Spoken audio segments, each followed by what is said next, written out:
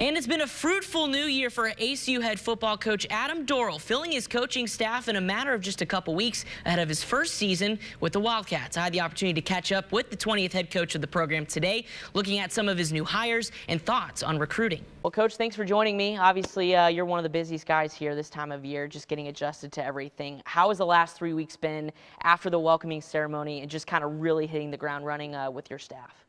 Busy would be the word I would use. Exciting though, a little bit anxious at times, but I feel great now that we've had our staff hired, and obviously that's a big relief off my mind. The last 3 weeks, it seems like on Twitter, seeing all these new pictures of new faces coming in. We'll start with your coordinators. Obviously, these are going to be guys that you look upon as really the face of this coaching staff, and then it kind of trickles down from there. Well, I'll start with Tremaine. He's a Houston native.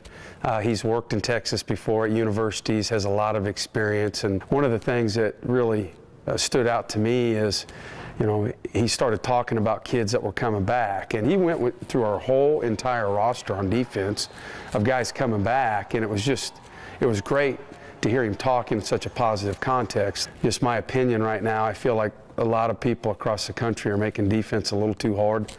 We're going to try to be very gap sound and let the kids go out and play, be athletes. Josh played for me at Northwest Missouri State. He and I had a very special relationship. He moved into being a graduate assistant coach for us, and he's a guy I trust immensely. We think alike. He's very good at coaching the quarterbacks. He does a great job of developing relationships with the quarterbacks. You've got a couple ACU alums coming back here. Kind of talk about the relationships and the motivation of bringing those guys back. From a guy like Daniel Manning, who played here, went on the NFL, comes back as a student. Yeah, as far as Daniel, he was, to me, just a no-brainer from the get-go. And my first time meeting him face-to-face, as he came up and gave me a hug, and he just said, "Coach, I don't want any special treatment. If I'm supposed to go get donuts for the..." And I thought, man, here's a guy that played in the NFL for that long. And I thought that was so cool of him, and he said it to the rest of our staff. He's very, very sharp, and that comes across very quick. And it was so important to him, not just to finish his degree, but to finish it here. And he's going to have a very special niche in our program. Deron, been very impressed with him, being at Miami, being at the University of Michigan. I know some of the guys at Michigan that just speak very highly of him. His former head coach, where he was at, it was unbelievable to hear him talk about what type of person he is. I also want to talk about J.W. Walsh, because this is a guy also who's got the family lineage of coaching with his father, John. What does he kind of come in, a younger face to kind of come in, obviously with TCU as a graduate assistant, but now to have this first role here, what do you like about him? I like a lot of things. It was funny, we started off the staff meeting today. I reminded everybody that the youngest guy on the staff had the most retweets on his yeah. Man, that goes a big way with these guys. Oh yeah, on his send out. So the guys have been all over him all day about that. But obviously a great player at Oklahoma State. His father's a very prominent high school football coach in Dallas. Learned a lot about him, that he was actually born here in Abilene. His grandparents still live here.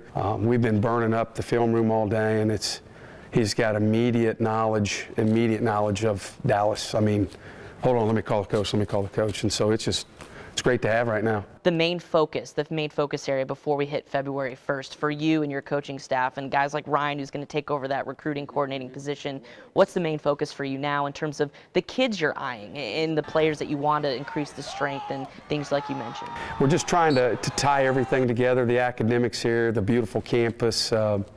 It's just very exciting, and we're going to continue on that road until signing day. I'm sitting here looking at kids on film, and they may only have one, maybe two offers, and there's just a lot of those kids, and it's great. It's Texas high school football, so it's exciting. Yeah. If those kids are where I've been in the past, I mean they've been gobbled up. They've got all these offers, and so it's exciting, and I'm confident we're going to have a great class. Well, I wish you the best of luck. Obviously, you can start to feel the energy now because we're in 2017. The stadium's going to be complete later this fall. And I just want to wish you the best of luck in getting the players and continuing, to kind of build, your tenure here. So thank you very much for joining me. Appreciate it.